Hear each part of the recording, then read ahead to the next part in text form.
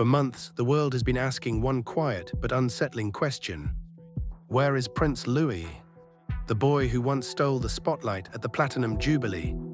The child whose playful expressions melted millions. The youngest royal who brought humanity to history. Has suddenly disappeared from public life. No balcony waves. No surprise appearances. No cheerful moments during major royal events. And in a year already shaken by King Charles' health battle and Princess Catherine stepping away from public duties, his silence feels different.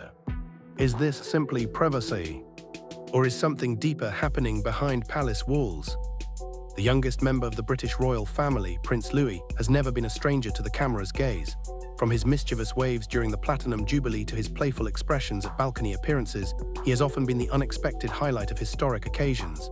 His energy, innocence, and unfiltered reactions have charmed millions, reminding the world that behind the titles and traditions, there are still children growing up in extraordinary circumstances. Yet in recent months, something has shifted. Royal watchers across the United Kingdom and far beyond have noticed his reduced presence at official engagements. Public appearances have grown fewer, photographs have become rare. The family's approach toward their youngest son has appeared more guarded, more deliberate, more private than ever before. The timing has not gone unnoticed. Britain has endured an extraordinary year. King Charles faced significant health challenges requiring careful management and treatment. Princess Catherine temporarily stepped back from public duties for medical reasons of her own. Amid these developments, the fourth in line to the throne has remained largely out of sight. Royal analysts, along with respected outlets such as the BBC and Reuters, have long observed that when minor royals are shielded from public view, it is typically a protective measure, particularly during periods of transition or illness within the family. Safeguarding a child's well-being has historically taken precedence over public visibility. Still, the questions linger. How is the youngest prince processing these historic changes within his family? What does daily life look like behind palace walls for a child born into privilege, expectation, and relentless public interest? And how does a young boy reconcile playground innocence with global headlines? For weeks, the public watched attentively, examining every official update, every statement, every carefully released photograph. While no formal details regarding Prince Louis's private life were initially disclosed, the absence itself spoke volumes to those who follow the monarchy closely.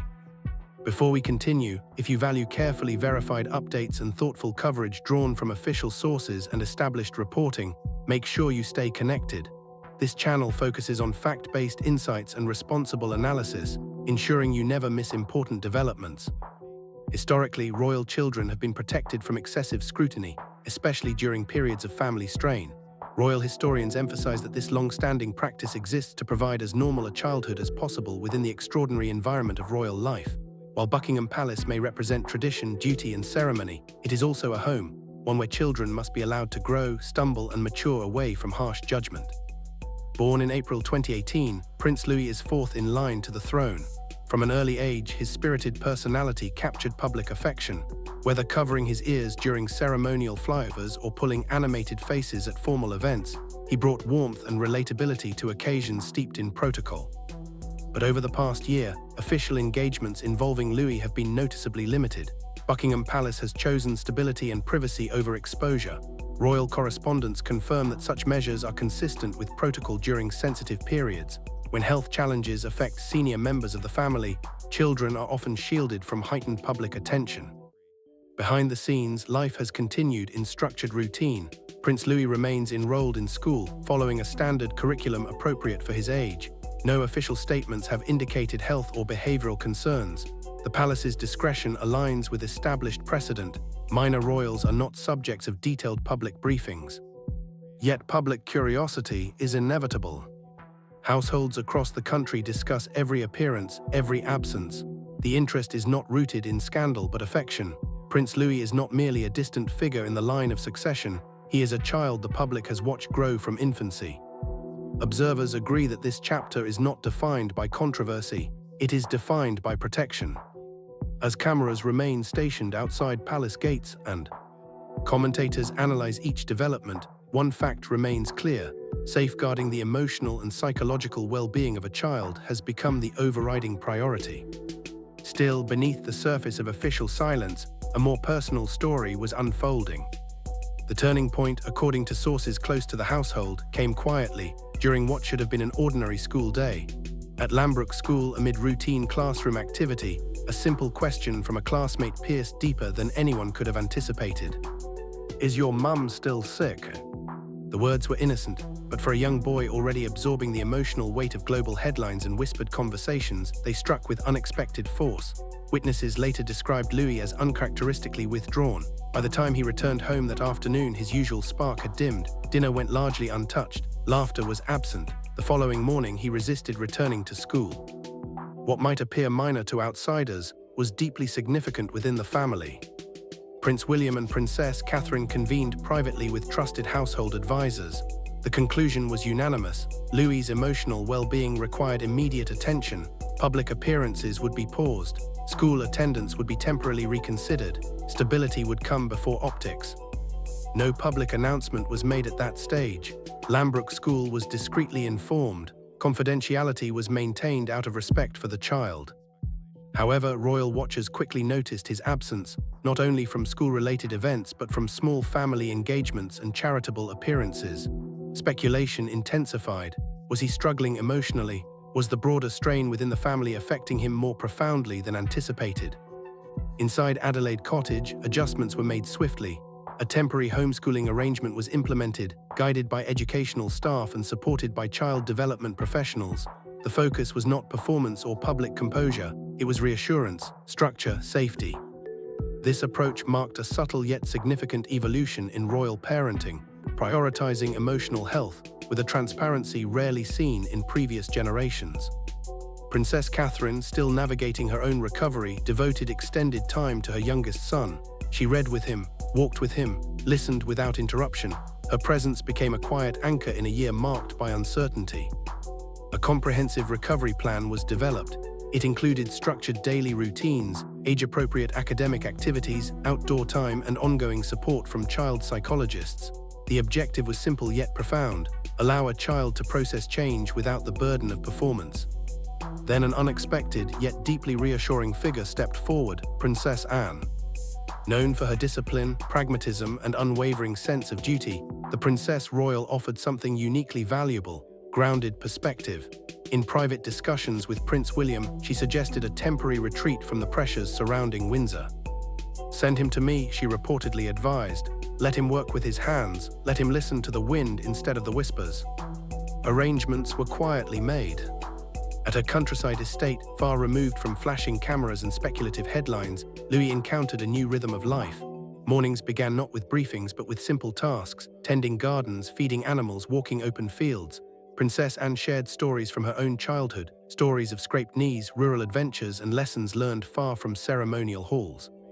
Gradually, something shifted. He smiled more easily, he laughed again. The heaviness that had shadowed him began to lift. Horseback riding became central, not as a royal performance, but as a lesson in trust and self-assurance. Under Anne's steady guidance, Louis developed confidence not only in the saddle but within himself. Behind palace walls, this intervention was quietly recognized as a model for modern royal child care, combining discretion, professional support, and hands-on family involvement. Yet just as equilibrium returned, new tensions surfaced. A confidential internal memo reportedly drafted by senior aides suggested a strategy to limit Louis's visibility further. Phrases such as low visibility approach and limit press exposure appearing in clinical language that alarmed some within the household. When the document surfaced publicly through a leak, global media reacted swiftly. The implication that the young prince was being managed as a liability rather than protected as a child sparked outrage. Prince William reportedly confronted senior aides directly, demanding clarity. Catherine's response was even more forceful. She is said to have described the tone of the memo as detached and unacceptable.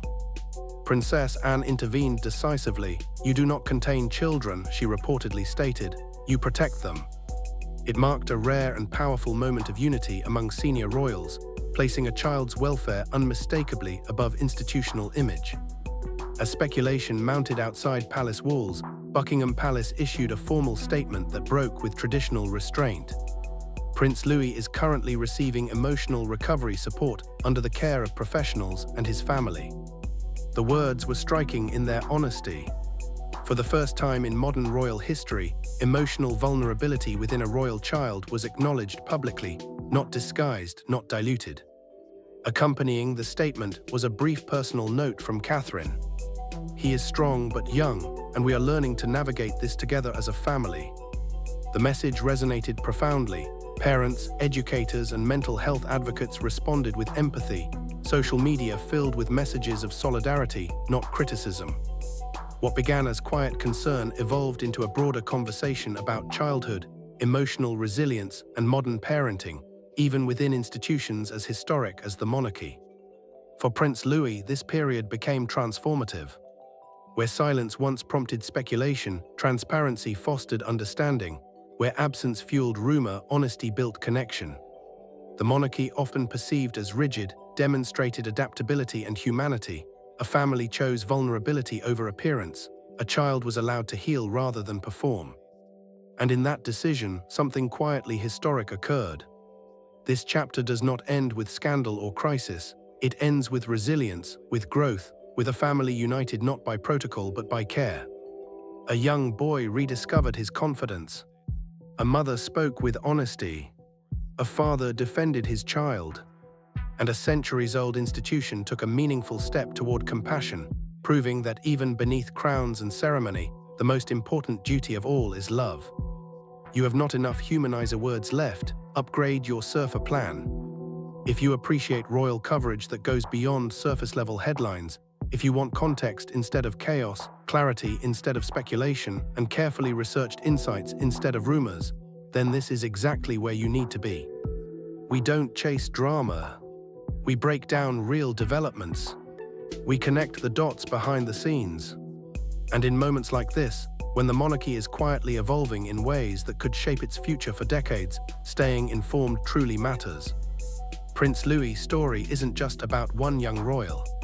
It's about modern parenting under pressure. It's about how a centuries-old institution adapts to emotional transparency.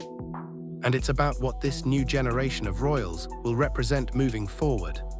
So if you want verified updates from trusted sources, deep analysis on royal decisions and strategy, clear breakdowns of palace statements, and the real meaning behind what the cameras don't show, make sure you subscribe right now and turn on notifications so you never miss an important update. Because the next public appearance, the next official statement, the next subtle shift in royal protocol could reveal far more than it seems. And when it happens, you'll want the full story, not just the headline. Stay informed, stay ahead, and stay with us as this historic chapter continues to unfold.